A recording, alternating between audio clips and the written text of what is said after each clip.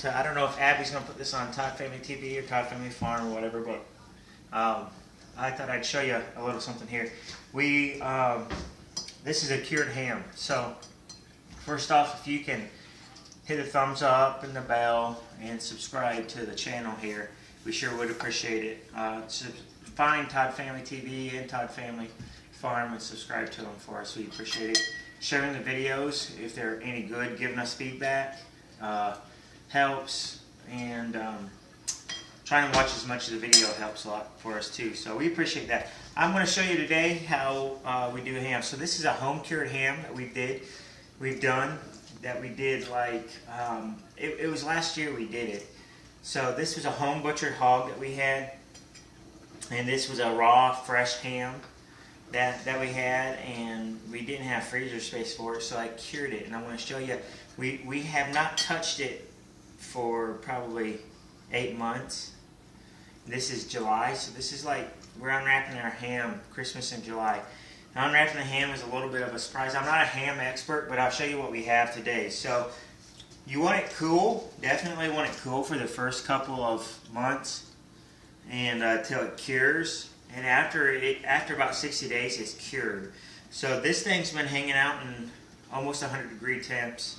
In that shed that it's been in, it's probably been 100 degrees multiple days. So it should be just fine. We're going to unwrap it and see what we have here.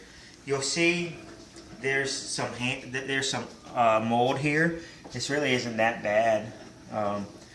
I've seen them completely covered in mold before, and they're fine. So a little bit of mold, we're going to peel that off, and we're not going to, that mold actually, that mold won't be bad for you. It'd be worse if you breathed it in than it would be ingesting it. So we're just going to peel. There's a sock. We have maybe 2 socks on it. This is called a sockinette that we have it hanging, and we've just been having it hang just like that for about, I don't know, maybe it's been 8 or 9 months. So I would kind of want to have it hanging a little bit longer to try it, but we're excited to see how it tastes. So we're going to grab a knife here and get into this thing. You can tell it's definitely shrunk down from when we Oh yeah, did this it is too. probably half the size it began as. So we did not use any preservative with this other than salt.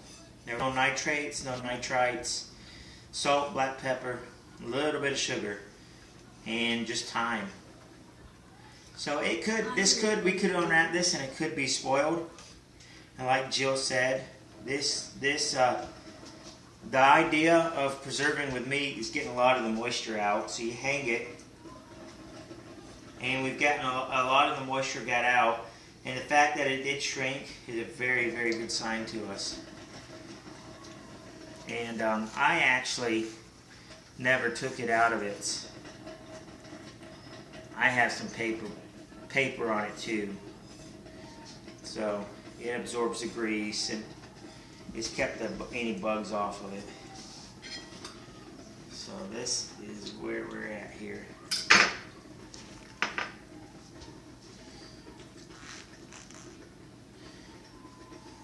We're going to kind of see how we're doing.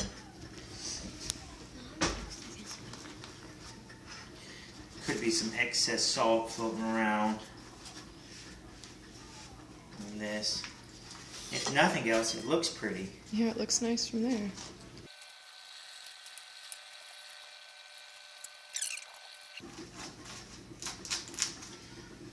You can see here, I'm going to peel this back.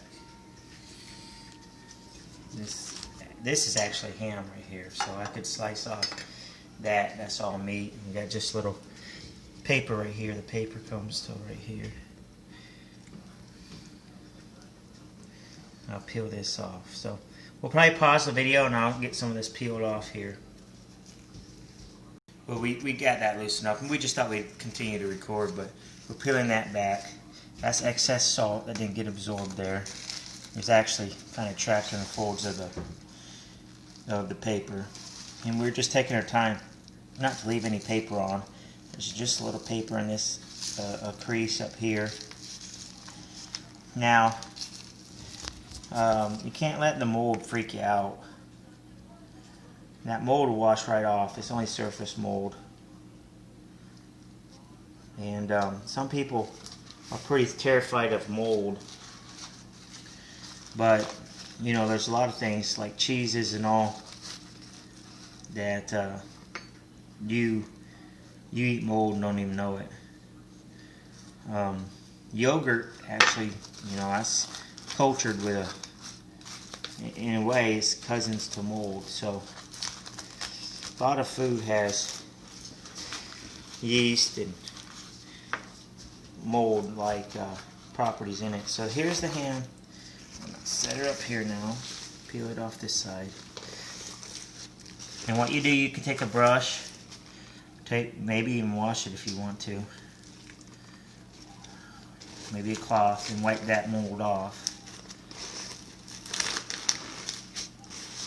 And this is not bad at all. This will wipe right off. You don't need this. You have a, we call it the rind.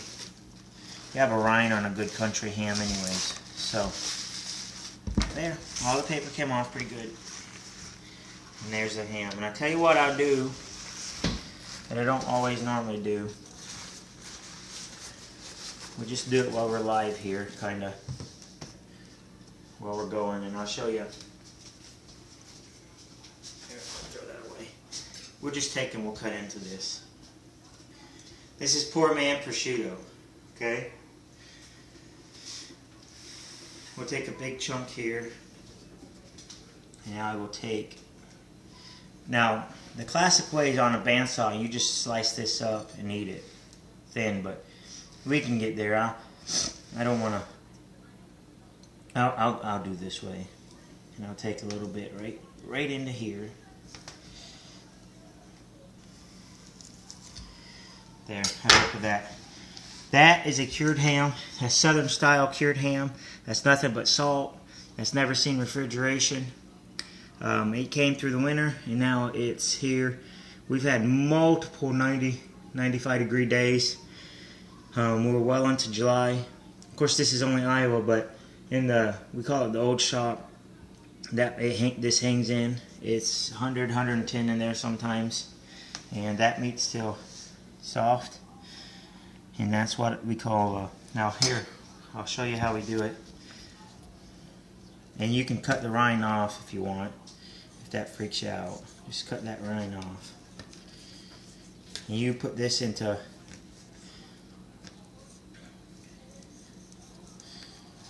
You can just dispose of that rind.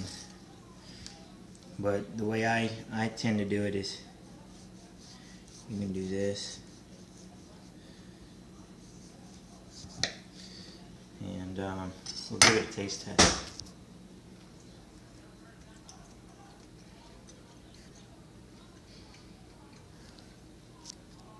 It's very good. It's perfect. It's perfectly preserved.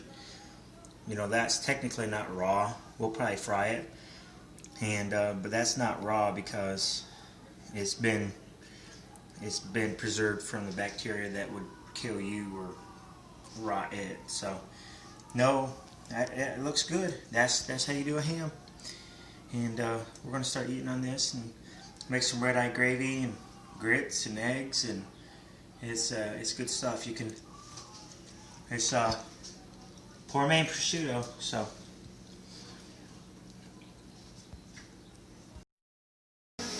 Okay, I thought I'd show you real quick. Well, if you slice it thin, you see that? That's thinly sliced. Just like, it's like prosciutto. And you can eat that right there. And again, this is the ham, and it's not had anything but salt and thyme. Salt, pepper, a little brown sugar, and hung it up in November, and we took it down here in July. So it's firmer on the outside. It's still a little squishy on the inside, but you can see that's pink and delicate, and all the juice is out of it. No bone rot around here. It's still all perfectly pink. That's the way you preserve meat, and it still amazes me that you can take raw meat, hang it up with nothing but salt, and 9 months later in the 100-degree heat, you go out there and you get a fresh chunk of, cured chunk of ham. So that's poor man prosciutto right there. Right there. Not over there, right there. And that's nice. And here it is in the pan. And it's, if you've never had country ham, you're missing out. It's one of a kind. It's wonderful. It's a delicacy. It's gourmet. So we're going to just fry this up a little bit.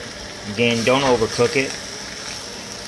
But because, I mean, technically you can eat it right off the hog like that because it's safe to eat. But this is wonderful eating. So there's a little bit more fat on it. You'd have some grease around here, and the grease is what you would make red-eye gravy out of. So we'll probably get into some chunks, and we'll probably eat some meals where we'll have enough gravy off of it to make some, enough rendering off of it to make some red-eye gravy. But that's the ham.